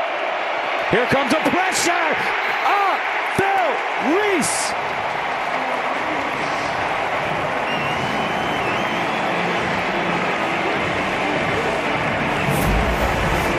Tell you the explosiveness of Arvell Reese right here to get around the edge. And he just beats the tackle. Drew Shelton knocks his hands down, gets to the quarterback. Immediately, there is no chance for Gruckemeyer right there. Doesn't run past him. He just tracks him down and brings him down to the ground. Arvell Reese, a missile. Ennis ready to return from the 22. And he'll get up to the 30 before being dropped. A 58-yard punt and a 10-yard return. 31-14 Buckeyes starting to pull away now. As we head to the 4th quarter. 31-14. Big Noon Saturday is sponsored by AT&T Business. Connecting changes everything. Start of the 4th quarter. The number 1 team in the nation beat world-famous Ohio State Buckeyes, undefeated on top of Penn State here. As we start the first down and 10 at the 30. Julian Saying has been sensational today for Ohio State. And it's Peoples. And he'll pick up a 1st down. James Peoples, the sophomore from San Antonio, gains 11. This offense has been staggeringly good today. Saying 3 incompletions, 3 touchdowns. How's that for a day against this Penn State defense? And when they've needed it, they've gone to the passing game, and it has been there. Down the field, short passing game, it's all been there. Just saying, Heisman maybe? We'll see with a performance like this. Peoples again.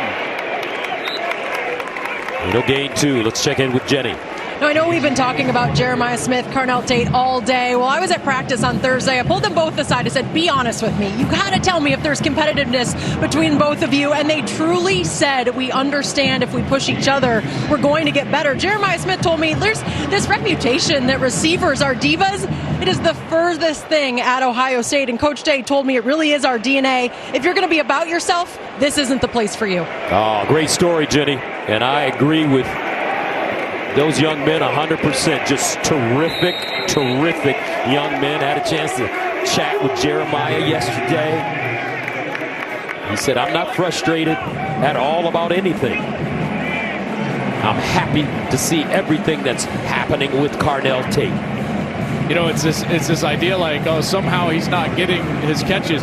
He came into the game with 49 grabs and 600 yards and 7 touchdowns. Yeah, like, you're right. He's getting his. But you know, he could probably get more. Well, I mean, you see them now finally on that last series go to him in double coverage. You know, and that's something that we haven't seen a lot of from Ohio State so far this year. That's what you were arguing with Chip Kelly about last year. I'll never forget that. He's not open. Yes, he is. Yes, he is. He's always open.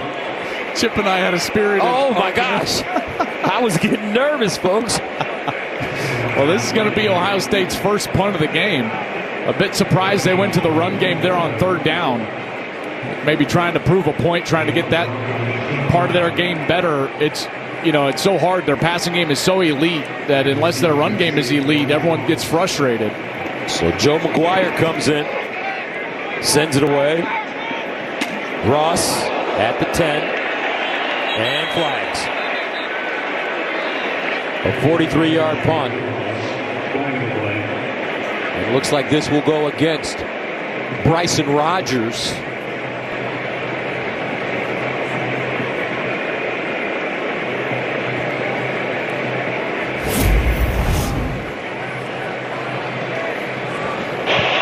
Fair catch interference, number 13 of the kicking team.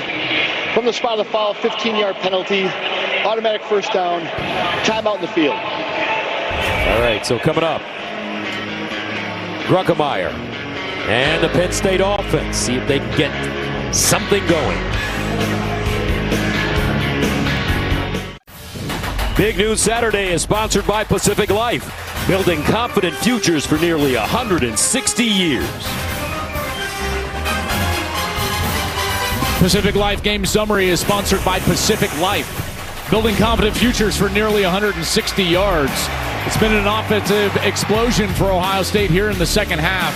Big throws down the field, 57 yards each to Carnell Tate, then to Jeremiah Smith. Julian Sand throwing the ball so well. Only 3 incompletions, 3 touchdowns, that one to Bennett Christian. As this offense has come to life.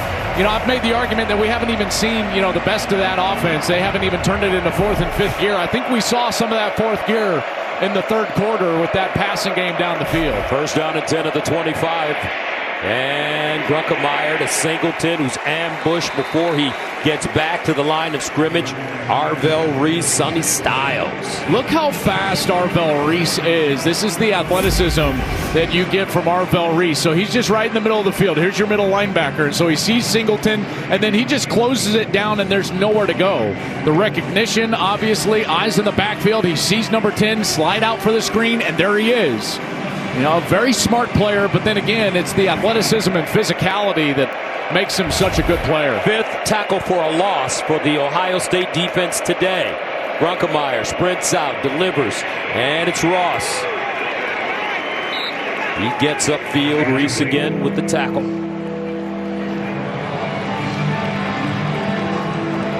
Doesn't it seem like this defense has had a little extra something to them here in the second half? I think they took the 14 points they gave up personally in the first half. Giving up those 2 touchdowns. I'm sure guys like Caleb Downs, Matt Patricia in the locker room at halftime were saying, hey, that is not our standard.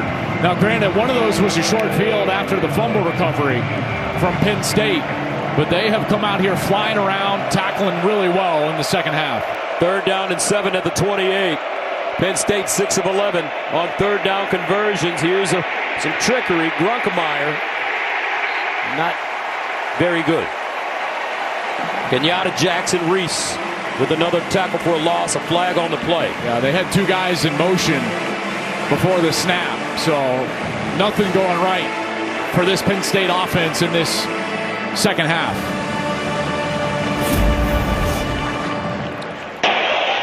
Illegal motion, offense number 16, went in motion from the line of scrimmage.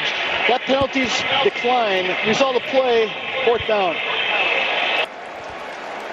So that'll make it 4th down and 21 as they lose 14.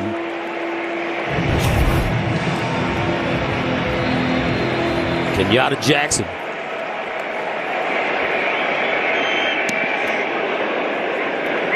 Ennis. with the fair catch at the 37. 48-yard punt. The defense stepping up for Ohio State in the second half. Buckeyes with the ball after this.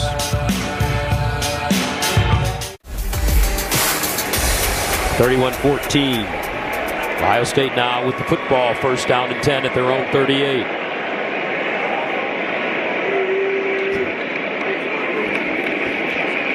Jackson. Bo. Jackson. Out of bounds at the 10. 51 yards. Boy, they've been waiting for something like this. Right over that left side of the offensive line.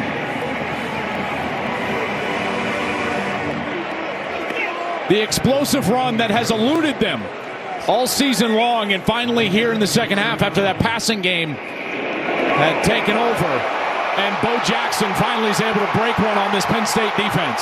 Third play of 50 or more yards today for Ohio State. First and 10 at the 11. Smith in motion. Saying over the middle.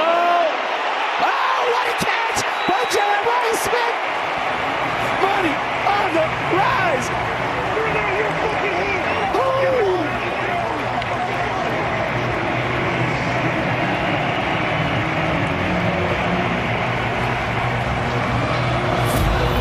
I don't understand. I really don't. Zakee Wheatley, number 6, is going to bat this ball up in the air. And then Smith goes up and just one-hands it with the right hand. What are we doing? Come on, man. Give me that. Touchdown. Buckeyes. Holy extra point.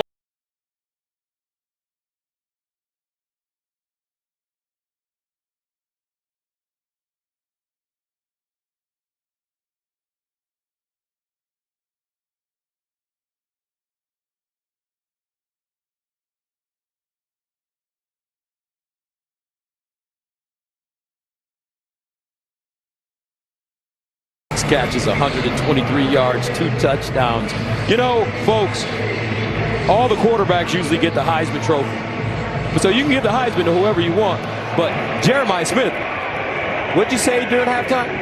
During the break? That's the best player in America. That's the best player in America. That one right there. Right there. That dude, number 4. Let's go downstairs to the best sideline reporter in America, Jenny All right. Tab. Well, you know what, Gus? Everyone had to see a replay of that amazing catch from Jeremiah Smith. Everyone was gathered around the tablets watching it back. Well, Jeremiah Smith, he lived it. He didn't need to watch it back. Julian Sayin kept laughing, smiling over at his receiver. Then he simply got up, went over to him and said, "Hey, nice catch." Just walk in the park for Jeremiah Smith. Just something to do on a Saturday afternoon. This kid is great. A great young man. First down and 10 at the 25 for Penn State. Ruckemeyer lost it. And the Nittany Lions jump on it. Pressure being applied by Edric Houston. Long, quick, former defensive end who moved inside. Well, now after that snap, Penn State has run 17 plays in this second half for a total of, I believe it's going to be 1 yard after losing 6 there on that play. That's how good and dominant this defense has been after the halftime break. Second down and 16 at the 19-yard line. Ruckemeyer out wide. Pena, not a lot. We'll get back to the line of scrimmage. McDonald. But coming into this game, remember, Ohio State, the #1 scoring defense in the country, giving up 5.9 points per game. The #1 total defense in the country. #3 passing defense. #8 rushing defense. It's all about leverage out there. You see Sonny Styles. Did you see him stay outside? His outside arm stayed free. That's the leverage that you've got to play with if you're that support player, and it allows all that pursuit to come from the inside of the field. Third down and 15. Sideline throw, and it's a catch. Beautiful. Hudson Did he get his foot in bounds? Yes, he did. Yeah, that First down, Nittany Lions. Beautiful throw and catch from Gruckemeyer out to the outside. And the timing here was perfect, and Kyron Hudson is able to extend and then just get that foot down before going out of bounds. It's by far the most successful snap of the day for Penn State. A lot of positives for this Penn State offense in this game. And they can build on these positive experiences. Wildcat quarterback in, that's Katron Allen, as they take on Indiana next week at home. Ouch. This Ohio State defense, we're coming up, there's about 7.5 left. They've given up 14 points. If they're able to hold Penn State under 17, Matt Patricia will join a group of teams that are a remarkable group of teams. You're talking about 2011, 2012 Alabama, 2021 Georgia, 2023 Michigan. These teams all held their first 8 opponents under 17 points. All 4 of those teams ended up winning the national championship. Gruckemeyer over the middle. Oh, nice throw and catch. Wonderful job by Kobe Howard. His second catch of the season for 26. These are 2 great throws. First to Kyron Hudson on the left side, and then here Gruckemeyer gets some time and layers this ball just over Arvell Reese to the young Kobe Howard, the freshman that they really like. First down from the 34, and incomplete.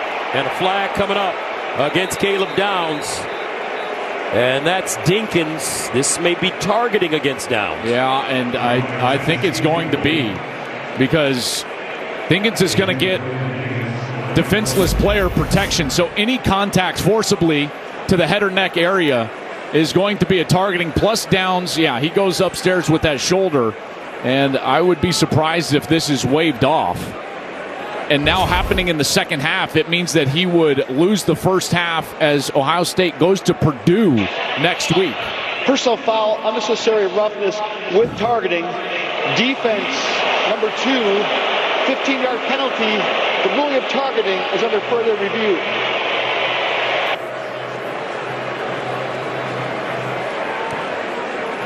Downs normally, he knows better. When you watch on film, he almost always goes low into the body. But here, as Dinkins misses that ball, look at him extend and go up and accelerate up into that face area of Dinkins with the shoulder. Let's join Mike Pereira. Mike, your thoughts? Yeah, I certainly like it as a targeting. Now it's not, don't have to deal with the crown of the helmet here. He's a defenseless player. There's a launch, and there is contact to the head or neck area. But here's the key: even if they take targeting off, his announcement was personal foul with targeting. So the personal foul would stay on. So that's something to remember when they make their decision here. Mike, what do you think about the targeting? Do you think it will stay? To me, I look at this and say this is why they put the rule in. There is the launch, and that's the one thing. So you have the indicator, and then is it contact with the shoulder to the head neck area? Very close. Could they say it was upper chest? Possibly. Just depends how they're looking at it. But me personally, because of the launch, I would even want to put it in that category that I would like it to stay. But we have seen them doing a kind of taking a different approach. They're being really technical and saying you have to have all elements After to it. review, So we'll there's see no what he says foul now. for targeting. However, there is a personal foul, unnecessary roughness. Defense number 2, half the distance to go, automatic. First down. Thank you, Mike. Great. You got it. And obviously they looked at it that way. Yeah, it's a great description. That's the way they looked at this and saying that, yeah.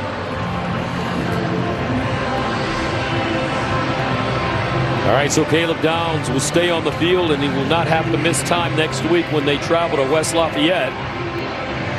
38-14 our score, under 7 to play here in the 4th. I wish that's how this penalty was always. For the 15 yards, great, but let's not eject players. That's what I've been arguing for a long time. So I like that that's the direction that they went. Katron Allen running hard today. Allen, he may have the first down. Actually, they give him 9. Should be noted, there was some conversation in the offseason about changing the targeting rule and trying to create two categories that would leave personal foul on and take away the ejection. And a big proponent of that was the Big Ten Conference. So here in a Big Ten game, kind of leaning that direction. Downs not ejected and stays in the game. 2nd down and 1 for the Nittany Lions at the Ohio State 10. A good drive for Penn State. Here's Allen again. Stutter step at the line of scrimmage. Tried to spin to get the first down. Will not get it. Big boys, Caden McDonald in on the play. Tell you, there's been really nice throws on this drive from Grunkemeyer. I know that one to Dinkins was a bit overthrown, but he's shown some comeback here and some grit, some fight on this series here in the 4th quarter. Only his 2nd start. He's a freshman, folks. He's doing great. Better than great. Against the #1 team in the nation and the #1 defense in the nation. Great experience for him. As Singleton. Good push here by the right side of the offensive line, and Singleton is able to find a little bit of a crease and then roll forward for the line to gain. 1st down and goal. Grunkemeyer in the corner. Incomplete. Hudson, the target. It was deflected by Sonny Styles. I watched Sonny Styles walk onto the field today out of the tunnel. Talk about passing the eye test. I know. Golly gee. Just like that's the way it's supposed to look. Where's the beach? And that way. You should see all the scouts around the sideline when these Ohio State defenders like run onto the field. They all kind of look, and then they start writing notes. They start writing in their notebooks. 2nd down and goal at the 9. Grunkemeyer underneath. That worked earlier, not this time for Katron Allen. He gets 2. I doubt they'll do it here on 3rd down, but they ran that toss sweep 3 times in the first half, all successfully. One of them for a touchdown. Haven't seen them come back to that yet in this 2nd half. And Terry Smith looking for any positives he can muster here out of what has been a really tough 2nd half in the shoe. 3rd down and goal at the 7. Grunkemeyer, here's the pressure. Grunkemeyer throws incomplete. Sonny Styles in the backfield. Force Ethan Grunkemeyer to throw it quicker than he wanted to throw it. Well, they're going to keep the offense on the field. Ohio State desperate to hold them under 17 here. Matt Patricia's defense. I expect them to go with that pressure look again because these wide receivers have not shown the ability to get away from man coverage. They can play man coverage on the outside and try to present pressure on Grunkemeyer in the backfield. 4th down and goal at the 7. Grunkemeyer in the end zone, and it's intercepted. Caleb Downs.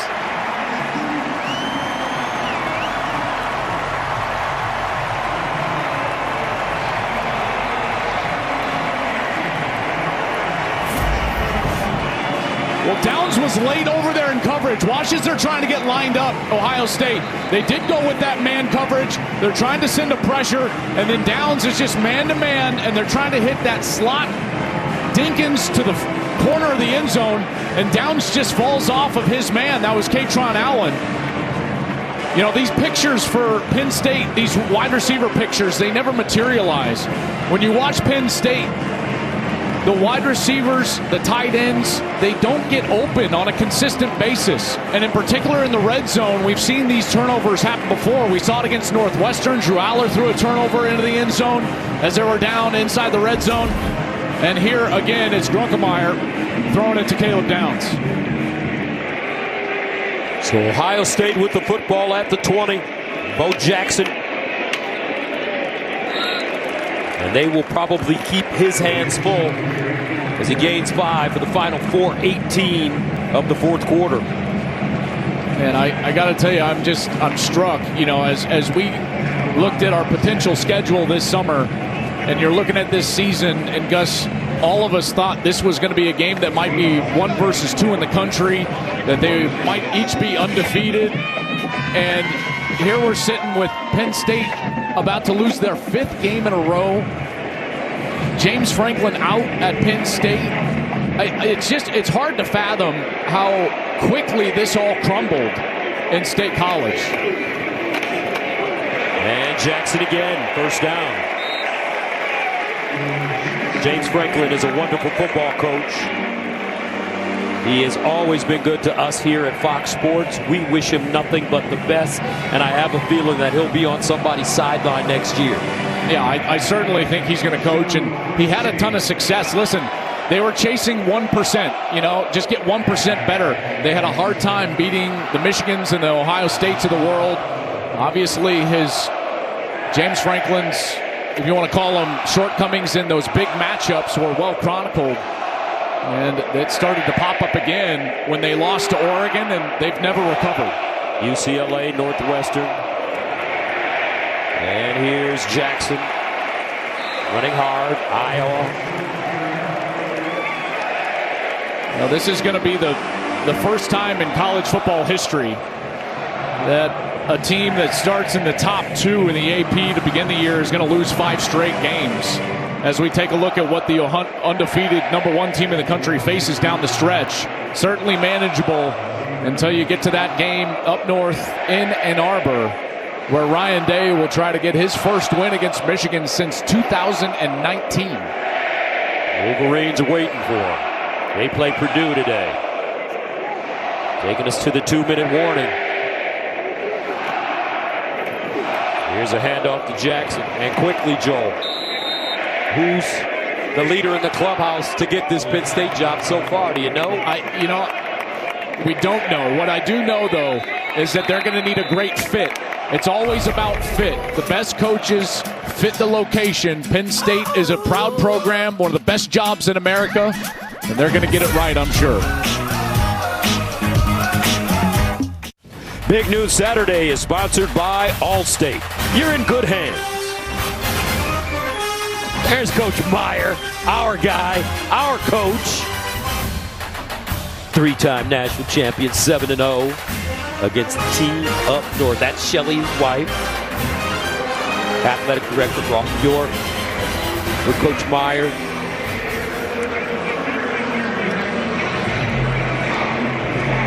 Maurice Claret in the conversation as well.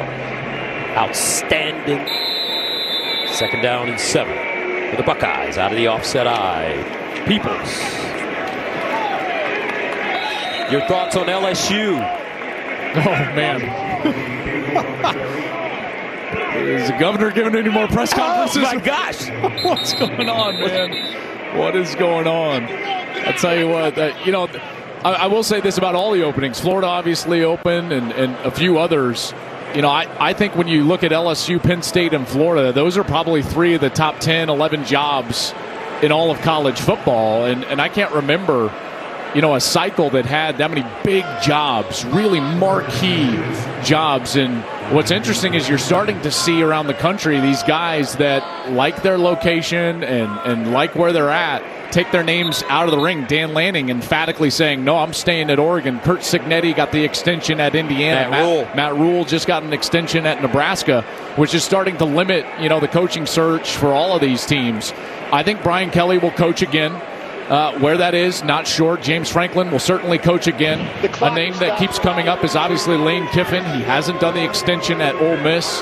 That's going to be one to watch. Alex Golesh at South Florida is a name that a lot of people have brought up. I think he's done a fabulous job there with the Bulls. Clark Lee at Vanderbilt, although Texas is getting after Vandy today in DKR. And, a name I'll just throw out, and Buckeye fans, you can throw your remote at your TV, but Brian Hartline is going to be mentioned, for some of these openings, and rightly so. I think Coach Kelly will be a great fit at Penn State. You talked about fit. There's Brian Hartline, head coach in waiting. He's got to pick the right spot. Oklahoma State also open. UCLA. It's been crazy, Joel. I know. Wow. I mean, there's been $167 million in buyout money, spent by these programs around the country. That's a wild, staggering amount. Pat Fitzgerald is available as well. Another tremendous coach. And a first down for the Bucks. 58 seconds to go. Terry Smith doing a solid job, doing what he can do. As we take a look at the upcoming schedule for the Nittany Lions. Doesn't get any easier as they've got Indiana in State College next week. Indiana, boy, we saw them last week. How impressive is Indiana? Ooh, that's a good football team. Michigan State, Nebraska, and Rutgers. And a season that, for the Penn State faithful, they're going to want to forget. Obviously, with all the expectations and the hype surrounding some of these guys coming back, not going to the NFL, thought that they were going to recreate what Michigan was able to do in 2023, Ohio State in 2024, but it just hasn't materialized. Julian saying big day. 3 incompletions, 4 touchdowns. How about that? I'd say that's a good day. 15 touchdown passes, no interceptions over his last 5 games. Coach Day, Coach Smith, Ryan Day, and his Buckeyes do it again. And Gus, maybe for the first time this year, we saw this Ohio State team kind of tested, maybe punched in the mouth a couple of times. And boy, did they come swinging right back out. Stuck that thing in 4th gear, and that was just an impressive, dominant second half from the #1 team in the country. Mid-gear could be scary. Let's go downstairs to Jenny. Well, Coach, there was an urgency I could sense from you starting that second half, and really then there was no looking back. How pleased are you with the finish from your group? Yeah, like you said, going into halftime, those last 5 minutes were not really good. There was a bad taste in everybody's mouth at halftime. We talk about, when you come into halftime, you're winning, losing, or tied, and then we got to move on. And so we were up by 3 going in. We had to come down and get a quick score there to start the second half. We did that. Then we started playing complimentary football, and I thought the energy was great in the second half. It's hard to talk anything negative about your receivers, right? Obviously, Carnell Tate, Jeremiah Smith, 120 yards each today. And you celebrated that Jeremiah Smith catch in the 4th quarter. How impressed are you? Well, that was just one heck of a catch. It wasn't exactly how we drew it up, but Julian played his tail off, threw a couple big-time deep balls in the second half, and both Carnell and Jeremiah, got behind them and made some big-time plays. And, I think when we have balanced football like that, that's when we're at our best, and still got a lot of football ahead of us. Thank you, Coach. All right, thank you. All right, Jenny. Julian saying 20 of 23, 316, 4 touchdowns, no picks. Carnell Tate, 5 catches, 124. Jeremiah Smith, 6 catches, 123. 3 touchdowns between them. The final score, 38-14. The Buckeyes continue to roll 8-0. So long from Columbus.